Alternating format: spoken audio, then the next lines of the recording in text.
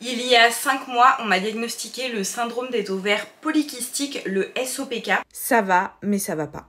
Je m'appelle Manon, j'ai 24 ans et j'ai décidé de changer tout mon mode de vie afin de me sentir mieux dans ma tête et dans mon corps. Anxiété, SOPK et TCA feront aussi partie de l'aventure. Je réapprends à manger, je revois ma manière de faire les courses, j'apprends à aimer le sport et j'en découvre des nouveaux. Et je me crée des nouvelles habitudes. Bienvenue dans ma nouvelle vie.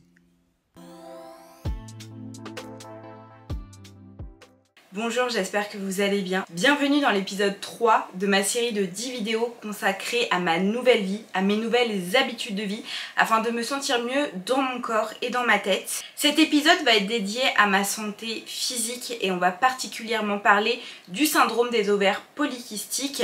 C'est un syndrome qui est très peu connu, mais ça touche énormément de femmes et j'imagine que si vous avez cliqué sur cette vidéo, c'est soit parce que vous êtes également touché par le syndrome des ovaires polykystiques, soit parce que peut-être vous avez des problèmes, vous ne savez pas d'où ça vient et vous avez peut-être besoin d'avoir plus d'informations et de savoir un petit peu comment se faire diagnostiquer, quel professionnel de santé aller consulter ou autre, ou alors juste vous êtes curieux de savoir ce qu'est réellement le SOPK et vraiment bienvenue à vous toutes sur cette vidéo. Je suis vraiment contente de pouvoir peut-être donner la parole en fait aux femmes concernées et on a envie, on a besoin d'être entendu.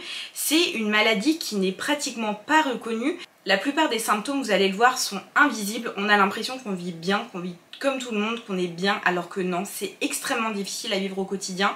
Et aujourd'hui, justement, je voulais mettre un petit peu la lumière sur toutes les maladies qui sont invisibles, mais qui sont réelles, qui nous font souffrir au quotidien.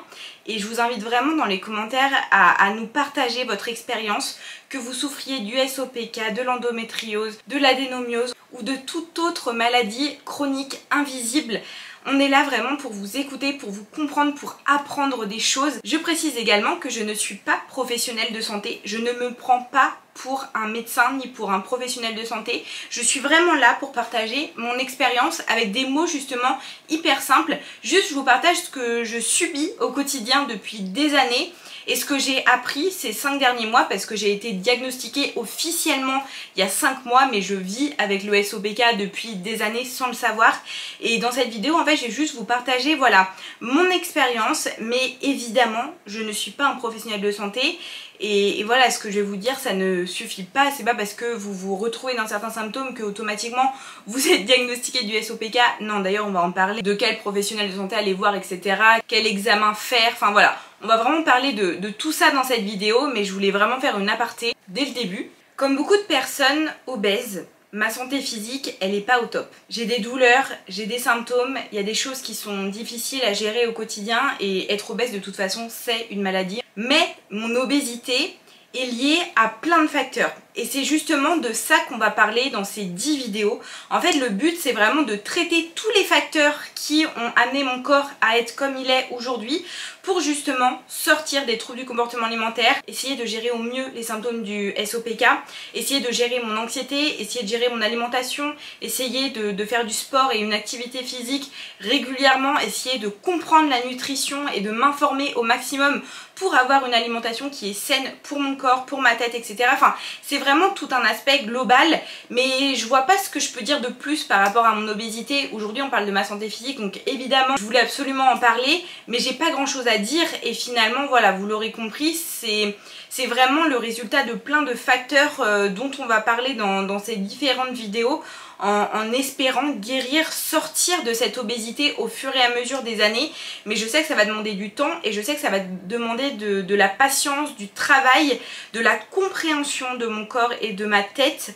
Et c'est vrai que c'est pas simple et je sais, parce que je le vis depuis des années, être obèse c'est pas juste mal manger ou pas faire de sport, contrairement à ce que beaucoup ont tendance un petit peu à réduire, tu vois. Moi je sais aujourd'hui pourquoi je suis comme ça. Et c'est vrai que dans cette vidéo, voilà, j'ai pas grand chose à dire de plus, mis à part que, bien évidemment, voilà, on parle de santé physique. Aujourd'hui, oui, je suis obèse, oui, j'ai envie et besoin de sortir de cette obésité.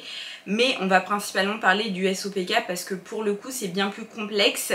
Et là, j'ai beaucoup plus de choses à dire et vous allez voir qu'il y a un lien entre ma prise de poids inexpliquée, mon obésité et le syndrome des ovaires polykystiques. On a tendance à penser que ce n'est pas lié alors que finalement dans notre corps, dans notre tête, etc.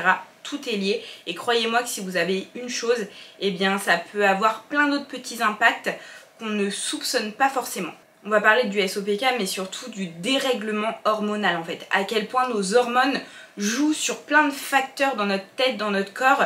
Mon dérèglement hormonal joue énormément sur ma santé mentale et sur ma santé physique. On va parler par ordre chronologique et avant même d'être diagnostiquée, j'ai eu des symptômes pendant des années. Je ne savais pas que c'était lié au SOPK, mais je vais vous parler des symptômes, de ce que j'ai vécu là ces 10-15 dernières années. Je prends mon téléphone parce que comme pour toutes les vidéos, c'est des vidéos que j'ai écrites, j'ai des notes pour ne rien oublier. J'ai toujours senti que quelque chose n'allait pas car j'avais beaucoup de symptômes pas normal. Troubles du sommeil, anxiété, règles douloureuses et irrégulières, mais depuis le début, depuis la première année de mes règles, douleurs aux ovaires fréquentes, donc tous les 2, 3, 4, 5 mois, ça dépendait un petit peu des cycles. Mais même si j'avais pas mes règles, faut pas croire, des fois j'entends des femmes dire « Oh mais t'as de la chance de pas avoir tes règles régulièrement, comme ça au moins t'es tranquille ». Sauf que faut savoir que même si j'ai pas mes règles, j'ai des douleurs pratiquement toutes les semaines, des douleurs de règles très régulièrement. Donc en fait t'es là, t'as pas tes règles mais tu subis en fait les mêmes symptômes, voire des symptômes qui sont pires que ça. Et ouais, depuis des années j'ai vraiment des douleurs parfois qui viennent d'un coup, qui viennent de nulle part. De la fatigue, je suis tout le temps fatiguée depuis toujours. Au-delà du fait de mal dormir, même les périodes où je dors bien, parce que moi mes insomnies c'est vraiment par période. Il y a des mois où je peux super bien dormir 8 heures d'une traite, de minuit à 8 heures du mat, enfin vraiment des fois je dors super bien, mais il y a d'autres fois où je dors pas bien et quel que soit mon sommeil, tous les jours je suis fatiguée. Enfin voilà, vraiment de la fatigue chronique, du coup j'en ai depuis des années, mais encore une fois sans le savoir, on avait tendance à me traiter de flemmard, de personne qui veut jamais rien faire, de personne qui est tout le temps fatiguée, mais c'est pas de ma faute en fait. Une forte pilosité depuis toujours, j'ai toujours eu une forte pilosité, c'est complexant forcément. Également des prises de poids inexpliquées. Toute ma vie, j'ai pris du poids, que ce soit des périodes où je mangeais bien, des périodes où je mangeais mal, dans tous les cas, je grossissais. J'ai toujours ouais, été en surpoids, aujourd'hui je suis en obésité. Enfin, vraiment mon poids, je sentais qu'il y avait quelque chose qui n'allait pas, malgré une alimentation plutôt correcte, etc. Une prise de poids inexpliquée et plein d'autres symptômes que j'ai sûrement oubliés parce qu'en fait, il y en a tellement. Malheureusement, comme beaucoup, mon médecin généraliste ne m'a jamais prise vraiment au sérieux. Et en plus de ça, j'ai une phobie médicale, je ne vais pas suffisamment consulter. Voilà, comme ça au moins c'est dit, on ne va pas remettre non plus la faute sur mon médecin, même si bon, pour moi il aurait quand même dû voir qu'il y avait quelque chose qui n'allait pas. Étant donné que depuis que je suis jeune, j'ai des règles qui sont douloureuses et irrégulières, et d'ailleurs je le dis, SOPK ou pas SOPK, les règles, ce n'est pas censé être irrégulier et douloureux. Si vous avez des règles irrégulières ou douloureuses, allez consulter. Ce n'est pas normal. Bref, j'ai toujours eu des symptômes, vous l'aurez compris, depuis mes 12 ans. Par contre, j'avais vraiment une anxiété, une phobie médicale depuis toujours, vous l'aurez compris. De toute façon, je vous invite à regarder la vidéo sur l'anxiété si vous ne l'avez pas vue. Je suis quelqu'un d'extrêmement anxieuse. Pour la faire courte, chaque pas que je fais en dehors de ma maison m'angoisse. Voilà. Donc à partir de là, vous avez à peu près compris, j'imagine, dès l'instant où je suis pas chez moi, je suis angoissée. C'est pas que une question de grossophobie médicale, moi c'est vraiment une anxiété globale en fait. Bref, c'est pas le sujet de la vidéo là, de parler de mon anxiété, de ma santé mentale. J'ai pris 2 pilules dans ma vie, encore une fois on parle par ordre chronologique. J'ai pris une pilule pendant 3 ans je crois, entre mes 18 ans et mes 21 ans. Puis j'ai pris une pilule entre mes 22 ans et mes 23 ans. En gros c'est à peu près ça je crois. Concrètement, la pilule que j'ai pris pendant 3 ans, ma première pilule, m'a créé énormément d'anxiété. Elle ne me convenait pas du tout et du coup là je fais une petite parenthèse, encore une fois je suis pas professionnelle de santé. Si vous sentez que votre pilule ne vous convient pas, allez consulter, renseignez-vous, discutez avec votre professionnel de santé. Notre moyen de contraception doit nous convenir en fait. Si ça ne vous convient pas, il faut le changer, il faut en parler C'est super important. Ne restez pas avec quelque chose qui vous fait du mal. Moi, avec du recul, je me dis mais pourquoi j'ai pas arrêté ma pilule plus tôt? J'avais jamais fait de crise d'angoisse, j'ai toujours été anxieuse, j'ai toujours fait de l'anxiété, mais des véritables crises d'angoisse pratiquement quotidiennes, ça ne m'était jamais arrivé et j'en reviens pas. Des fois je me dis mais pourquoi je n'ai pas fait le lien avec la pilule, parce que quand j'y pense, c'est vraiment cette période là, c'est la seule période de ma vie où j'étais à ce point dans le mal. Ceux qui m'ont connue entre mes 18 ans et mes 21 ans, et j'étais une autre personne, j'angoissais tout le temps, je pleurais tout le temps, c'était horrible. Quand j'étais en études supérieures, j'ai fait un BTS pendant 2 ans, c'était horrible. Tous les jours, tous les matins dans ma voiture, je pleurais. Enfin, c'est pas normal, tu vois. J'étais tellement dans une phase sombre que pour moi, c'était normal d'être comme ça tous les matins. Faites attention parce que ça peut être lié à beaucoup de choses. Bref, ma deuxième pilule donc, que j'ai pris pendant 1 an, elle ne me convenait pas parce que, encore une fois, mes règles, c'était n'importe quoi. Bref, quand je l'ai arrêtée, j'ai eu des douleurs aux ovaires tous les jours. Vous l'aurez compris, j'ai toujours eu des douleurs à ce niveau-là, en dehors de mes règles. Mais quand j'ai arrêté cette pilule, c'était un véritable enfer. J'avais vraiment des douleurs, des crises de ventre tous les soirs pratiquement. C'était vraiment un enfer. Et d'ailleurs, c'est ce qui m'a un petit peu débloqué justement ce besoin d'aller consulter une gynécologue. Je me suis dit, je ne peux pas rester comme ça. Il y a quelque chose qui ne va pas. Avec du recul, j'avais quand même des symptômes du syndrome des ovaires polykystiques depuis des années. Mais alors, ce qui m'a fait comprendre que quelque chose au niveau de mes ovaires n'allait pas, c'est vraiment après avoir arrêté cette deuxième pilule, j'avais vraiment des douleurs tous les jours, comme si en fait le fait de l'avoir arrêté, mon SOPK s'était déclenché, enfin je sais pas comment expliquer, comme si mon corps me lançait un peu des signaux genre s'il te plaît prends soin de nous parce que là on va pas bien. Voilà, j'avais vraiment des douleurs tous les jours, donc je suis allée consulter une gynécologue parce que je ne pouvais pas rester comme ça. Et là on va parler du diagnostic. Quel professionnel de santé allez voir?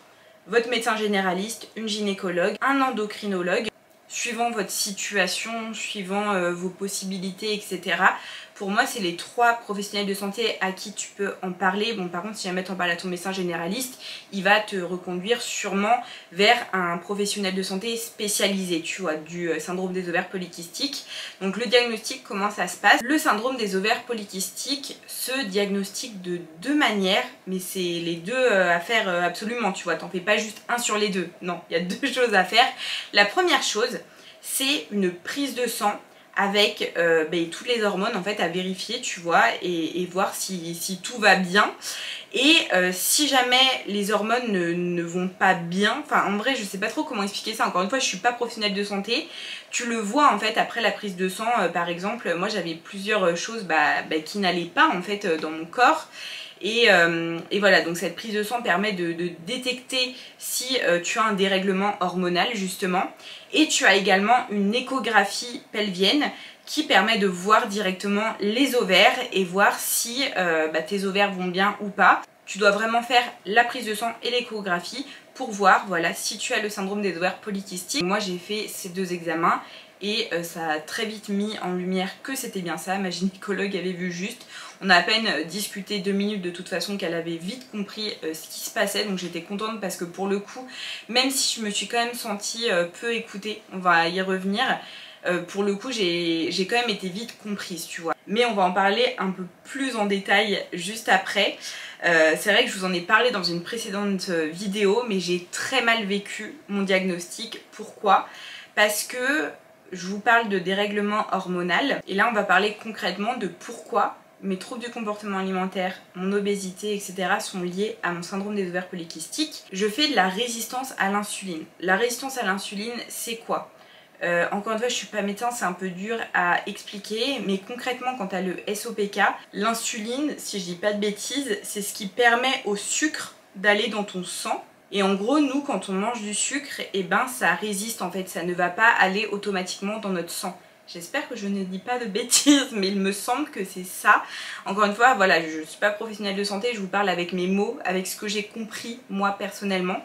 Le problème, c'est que chaque fois que tu manges du sucre, du coup, ton corps va mal le gérer en fait. Donc ça va être difficile, ça va te faire prendre du poids. Le problème, c'est que ton sang, il va te réclamer pas mal de sucre parce que du coup, il en reçoit pas. Enfin, en fait, il en reçoit, mais il en reçoit pas. Et tu vas avoir énormément de fringales, de sucre. Ton corps va t'en demander tout le temps. Je pense qu'on est unanime, toutes celles qui ont le SOPK avec la résistance à l'insuline. On a des fringales de sucre tout le temps, mais c'est horrible. C'est un besoin de sucre qui est très difficile à contrôler. Ma gynéco, pour le coup, elle a pas pris de pincettes, et quand elle m'a annoncé que je faisais de la résistance à l'insuline, elle m'a pas trop expliqué, tu vois, ce que c'était, mais elle m'a juste dit, donc quand on a le SOPK, c'est très important d'avoir une alimentation sans sucre et sans glucides. Faut que vous enleviez tout de votre alimentation, le riz, le pain, etc. Faut vraiment que vous arrêtiez d'en manger. Donc moi, tu vois, premier rendez-vous, on m'annonce déjà que j'ai quelque chose, même si je me doute que j'ai quelque chose, c'est jamais facile de recevoir un diagnostic comme ça. En plus, quand tu as des troubles du comportement alimentaire, quand tu luttes contre l'obésité, en plus, là vous l'aurez compris, mais ça fait quand même 1 an que je me réconcilie avec la nourriture. Ça fait 1 an que j'essaye d'aller mieux, de mieux manger, de faire du sport. Et quand là, bim, on te rajoute un truc, tu dis waouh! Donc là, je dois gérer ça, mais il faut pas que je retombe dans les TCA. Mais là, on est en train de me priver d'un truc où justement, j'arrive à peu près à m'en sortir. T'as l'impression qu'à chaque fois, on te rajoute un truc mais qui rend ta perte de poids et ta relation avec la nourriture hyper difficile. Je vais vous lire un peu ce que j'ai écrit. Parfois, je préfère parce que c'est beaucoup plus simple pour moi.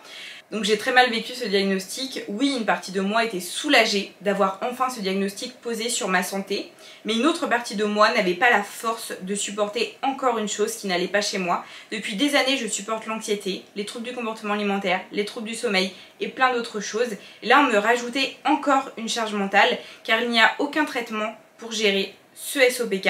C'est un dérèglement hormonal qui a des dizaines et des dizaines de symptômes dont je vous ai parlé tout à l'heure. Et c'est vrai que le fait qu'il n'y ait pas de traitement et que tu comprends que pour gérer ce SOPK, ça passe par gérer ton alimentation, avoir une alimentation extrêmement stricte, avoir une bonne activité physique, bien dormir, enfin concrètement avoir une hygiène de vie qui est pratiquement irréprochable, parce que tu as 2 solutions. Soit tu vis sans te prendre la tête, mais du coup tes symptômes du SOPK sont décuplés et tu le vis extrêmement mal parce que c'est douloureux, c'est fatigant, c'est difficile à vivre.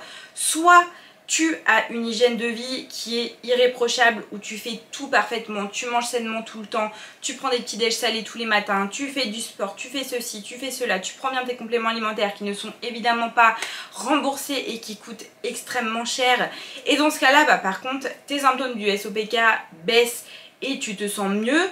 Mais à la fois tu as une charge mentale énorme parce que plusieurs fois par jour tu dois faire attention à tout, à ton réveil, à tes repas, à ton activité physique, à ton coucher, à ton tout en fait. Tu dois vraiment faire attention à tout et c'est épuisant. Et moi j'avoue que là j'ai tellement eu un amas d'informations le premier mois après avoir été diagnostiquée du SOPK que ça a été hyper dur. Et franchement, je vais vous dire un truc pour toutes les filles qui viennent d'être diagnostiquées ou alors qui sont diagnostiquées depuis des années, qui sont perdues. Là, je vous ai fait une série de 10 vidéos concernant ma nouvelle vie, concernant mes nouvelles habitudes. On ne peut pas changer son mode de vie du jour au lendemain, contrairement à ce qu'on peut nous faire croire, notamment sur les réseaux sociaux. Ce ne sera jamais parfait. Se garder certains kiffs, se garder certaines choses légères, pas prises de tête, c'est trop important. Parfois, il y a des jours où je vais pas bouger de la journée.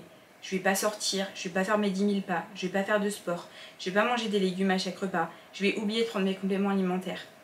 Il y a des jours comme ça où ça fait partie de la vie en fait. Ça fait partie de la vie. Ça peut pas être toujours parfait. Et moi en fait c'est ce que j'ai mis des mois à comprendre et voilà, c'est pour ça que je vous partage tout ça et pourquoi je vous liste un peu tous les facteurs qui sont liés à ma perte de poids, à mes nouvelles habitudes, pour me sentir bien dans ma tête, pour me sentir bien dans mon corps. C'est qu'en fait j'ai compris qu'on ne pouvait pas faire tout en même temps et que ça allait mettre plusieurs années à se mettre en place, etc. Enfin voilà, ça peut pas être parfait tous les jours. L'essentiel pour moi c'est de prendre conscience qu'on le fait pour nous avant tout. Et qu'il y a certaines priorités, il y a des choses qui vont être plus faciles que d'autres. Non, en vrai, tout est difficile. Vraiment, tout est difficile. Mais en fait, il faut juste être indulgent avec soi-même et se dire que personne n'a réussi à changer tout du jour au lendemain. Et c'est vraiment ce que j'essaye de me répéter, c'est que là, je suis pleine de bonnes intentions. je comprends plein de choses, mais je sais que dans un an, bah, j'aurai peut-être encore évolué, mais dans un an, ce sera toujours pas parfait. Et je pense que ça le sera jamais, tu vois, faut aussi se rendre à l'évidence. Je suis quand même dans l'optique que bah, dans 5 ans, ma vie sera plus la même parce qu'en 5 ans, j'espère que j'aurai réussi à mettre des choses en place. Quand je repense à ma vie il y a un an, j'ai quand même bien évolué, tu vois. Je suis fière du chemin parcouru, que ce soit en termes d'alimentation, en termes de sport, en termes d'anxiété, de sommeil, de mode de vie. Enfin, il y a plein de choses quand même qui ont évolué dans le bon sens. Ça va tranquillement, mais j'avance, tu vois, et je pense que c'est trop important de voir les choses de cet œil-là. Parce qu'on n'a pas de traitement, on n'est pas aidé, hein, donc faut pas l'oublier, hein, on se débrouille clairement seul. Et soyons indulgentes avec nous-mêmes, même si à la fois c'est important de ne pas être dans le déni, comme j'ai pu l'être pendant des années, de toute notre santé mentale et de toute notre santé physique. C'est vrai que c'est important quand même d'y aller étape par étape, mais c'est important, voilà, de franchir quand même certaines étapes. Et pour moi, c'est important de se dire qu'on le fait pour nous sentir mieux. Enfin, franchement, vous imaginez, vous, si on arrive à sentir mieux dans notre corps, dans notre tête, si on arrive à gérer nos TCA, notre anxiété, notre sommeil, enfin, ce serait tellement plus agréable pour nous. Et pour moi, c'est trop important de le faire pour ça. Quand je parle de perte de poids, etc., je vous dis toujours que je le fais pas pour faire une taille 36 et être mannequin. C'est réel. Moi, si je veux perdre du poids, c'est juste pour me sentir mieux, en fait. Me sentir mieux dans ma tête, avoir moins de douleur. Enfin, c'est vraiment pour ça que je le fais. Et je peux vous dire que j'ai jamais été aussi motivée de toute ma vie, en fait. Parce que je suis désolée, hein, mais pour moi, c'est beaucoup plus motivant de se sentir mieux dans sa tête, dans son corps, que de se sentir plus belle. Ça peut être un moteur pour certaines personnes, mais moi je trouve que quand t'es superficielle comme ça, le problème c'est que t'es jamais satisfaite et au final, si t'as pas confiance en toi en faisant une taille 52, rien ne te dit que t'auras confiance en toi si tu fais une taille 42 ou une taille 36, enfin... Je m'égare encore une fois, je m'égare, mais il y a tellement de choses à dire en fait. Mon corps ne fonctionne pas comme une personne normale. Je fais de la résistance à l'insuline, mon corps a donc du mal à supporter le sucre, mais à la fois, il va en demander. Donc pour les troubles du comportement alimentaire, ça n'aide pas. Vous l'aurez compris, on doit faire très attention à ce que l'on mange. On doit manger équilibré avec une alimentation à IG bas. Indice glycémique pour ceux qui se demandent ce que veut dire IG. On doit faire attention à toute notre hygiène de vie, bien bouger, bien dormir. Quand je vous parlais de charge mentale, vous devez maintenant comprendre pourquoi. Certains vont se dire, oui, mais tout le monde doit avoir une bonne hygiène de vie pour être en bonne santé. Alors oui, mais quand on a une maladie chronique ou un syndrome, on n'a pas d'autre choix. Parce que sinon, les symptômes vont se réveiller et on va devoir supporter tout ça plus. En fait, ça résume un peu ce que je vous ai dit juste avant, quoi. Afin de m'aider à gérer tout ça, je prends des compléments alimentaires. Là, on va parler de charges financières. Et le pire dans tout ça, c'est que, pour être honnête, le seul complément où je vois une réelle amélioration, c'est le magnésium. Perso, je prends plusieurs compléments alimentaires. Je vous invite quand même à en parler encore une fois avec votre professionnel de santé parce que forcément, suivant votre alimentation, suivant votre dérèglement hormonal et suivant vos besoins, vous n'aurez pas forcément toutes besoin des mêmes compléments alimentaires. Personnellement, quand j'ai été diagnostiquée du SOPK, je me suis très vite renseignée un peu sur les réseaux sociaux pour voir si d'autres filles l'avaient et je suis tombée sur la page de Sova. On la connaît toutes, je pense. Enfin, quand on a le SOPK, c'est quand même une référence sur les réseaux sociaux.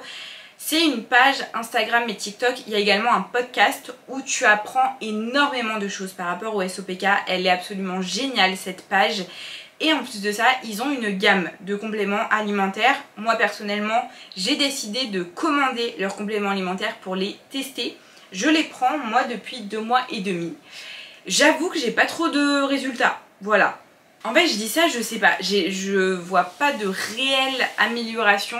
Je pense qu'il faut encore que je les teste pendant plusieurs mois, notamment pour voir comment mes cycles, notamment pour voir si mes cycles sont un peu plus réguliers, parce que c'est vrai qu'ils sont un peu plus réguliers, genre 2 mois, 2 mois et demi, mais ça reste quand même pas des cycles normaux, tu vois. Donc je sais pas, j'aimerais bien échanger avec vous dans les commentaires. Est-ce que vous c'est pareil? Est-ce que vous avez eu juste une légère amélioration ou est-ce que vous avez vu un énorme changement? Est-ce que vous avez vu une amélioration au bout de au moins 3 mois? Enfin voilà, je sais pas, moi c'est vrai que ça fait 2 mois et demi que je les prends. Donc je prenais les Ova Start, je crois.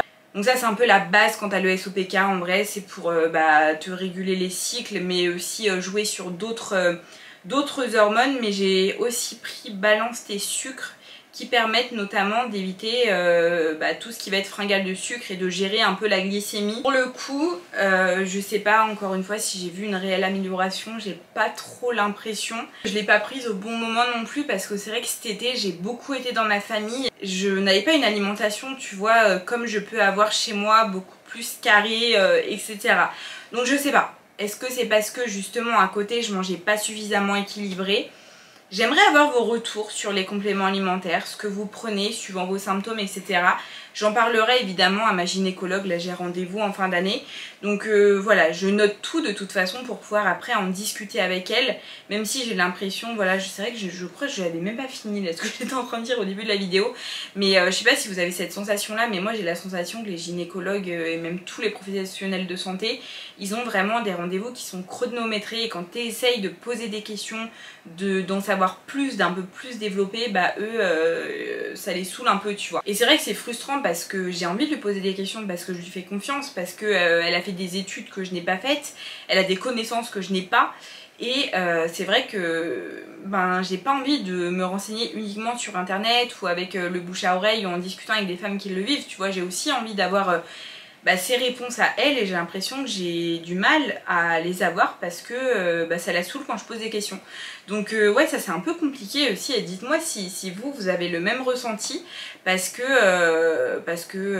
j'aimerais bien discuter avec elle, notamment pour les compléments alimentaires par exemple.